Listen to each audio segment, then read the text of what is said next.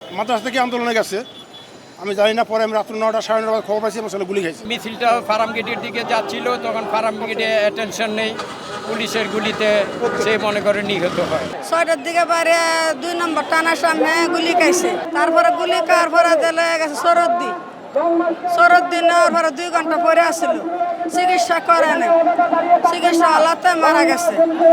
মারা যাওয়ার পরে আমার ছেলেরা বন্ধুরা নিয়ে আসছে পরে আমরা মাটি দিছি। এরপরে এর বাপটা অসুস্থ 5 বছর ধরে, ও গার্মেন্টস করতো, ওই টাকাটা দিয়ে গার্মেন্টসের ঘর ভাড়া দিতাম, বাপের চিকিৎসা করতাম, নিজে একটু কাঁচামালের ব্যবসা করতাম, ওইটা দিয়ে চলতাম। তারপরে তো মনে করেন আমরা খোঁজ খবর কেল না, চলার মতন কিছু নাই। কারণ আমি একটু সাহায্য চাই, আমার সাহায্য কেই না। আর সবাই বলে মামলা করা। মামলা কি দিয়ে চালাম? মামলা করলে টাকা দেব না, সাহায্য দিব না, মামলা তো যাবো না, কেমনে চালামো মামলা? আমি বাবা হিসাবে প্রত্যাশা করি আজকে গত 5ই আগস্ট থেকে আজকে 5ই সেপ্টেম্বর আজ শহীদে মার্চ হিসাবে দিন ধার্য করছে। যাদের ছেলে মারা গেছে তাদের মনে কত দুঃখ, কত কষ্ট, কত বেদনা তারাই একমাত্র বুঝতে পারে। আমার 16 বছর ছেলে কলেজে ফার্স্ট ইয়ারে, বাংলাদেশ নৌবাহিনী কলেজে ফার্স্ট ইয়ারে ভর্তি হয়েছিল, কিন্তু দুঃখের মন নিয়ে বলতে হয় তার পোশাকটা পরারও সময় পাচ্ছে না। সে পোশাক আজও পর্যন্ত আমার আলমারিতে ঝুলিয়ে আছে, কিন্তু সে কলেজের পোশাকও পরতে পারে নাই। 4ই আগস্ট রবিবার ফার্ম গেটে যখন মনে কর শাহবাগ থেকে মনে কর মিছিলটা ফার্ম গেটের দিকে যাচ্ছিল, তখন ফার্ম গেটে অ্যাটেনশন নেই, পুলিশের গুলিতে সে মনে করে নিহত হয়।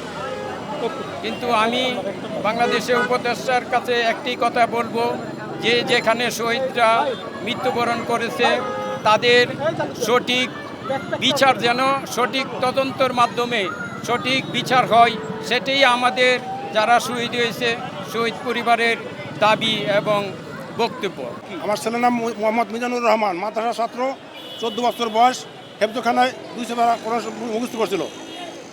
ওই মাদ্রাসা থেকে আন্দোলনে গেছে, আমি জানি না। পরে আমি রাত্র 9টা 9:30 খবর পাইছি আমার ছেলে গুলি খাইছে। ওই সময় আন্দোলনে 10 নম্বর মিরপুর 10-এ চক করে গুলি খাইছে। ছাত্ররা নিয়ে গেছে 6 নম্বর আজমল হাসপাতালে, ওখানে জীবিত ছিল। ওখান থেকে তারা প্রাথমিক চিকিৎসা দিয়ে পাঠাইছে সরদিতে গিয়ে সে মারা গেছে ওখানে। আমি খবর পাইয়া খুঁজতে রাত 12টার সময় গিয়ে পাইছি আমার ছেলের লাশ, গোসল করায় ফ্রিজে ঢুকাইছে, তখন গিয়ে পাইছি। তখন চাইলাম পরে কাগজপত্র লেখার পরে আমার কাগজ একটা ডকুমেন্ট দেয় না কোনো, বলে সরকারের নিষেধ। এই অবস্থায় লাশ আমি সামনে কার্ফু চলতেছে, কার্ফুর মধ্যে রাতে 1টা বাজে লাশ নিয়ে আসছি, মানে এলাকায় পারিবারিক কবরে মারি দিয়েছি। এখন কি চান আপনি? এখন আমি এটা বিচার চাই এবং সুষ্ঠু বিচার চাই এবং সাহায্য সহযোগিতা যদি সরকার দেয় তাহলে চাই। এখন পর্যন্ত কোনো সহযোগিতা না, কোনো সহযোগিতা পাই নাই, আমার সাথে কেউ যোগাযোগ করে নাই। আমি ছাত্রর কাছে 10 নম্বরের কাগজ দিছি, এখানে টিসির মোড়ে কাগজ দিছি, কেউ আমার সাথে যোগাযোগ করে নাই, কোনো ফোনও দেয় না যেখানে। আমি তার ছেলে পাবো না, তবে ছেলের যে সুষ্ঠু বিচার চাই, যে আমার ছেলে হত্যা করছে তার ছেলের সুষ্ঠু বিচার চাই, এবং আমি যাতে সুষ্ঠু বা আমার ছেলের সাহায্য সহযোগিতা পাই আমি চাই। আমার ছেলে কোনো জায়গায় তালিকাযুক্ত হয় নাই, আমি কয়েক জায়গায় গেছি, ধারে ঘুরছি, ছেলের জন্য কোনো কাউকে আমার সাথে যোগাযোগ করে না বা কোনো তালিকাযুক্ত হয়েছে বলে আমার মনে হয় না। ছাত্র ভাইদের কাছে বা ছেলেদের কাছে বলতে চাই যে আমার ছেলের সুষ্ঠু বিচার চাই এবং যাতে আমি সুষ্ঠু সাহায্য সহযোগিতা পাই, তাদের কাছে আবেদন। এলো মুক্ত চিন্তার স্বাধীন দৈনিক খবরের কাগজ। এখন খবর হবে নিখাত, নির্ভীক, নিরপেক্ষ।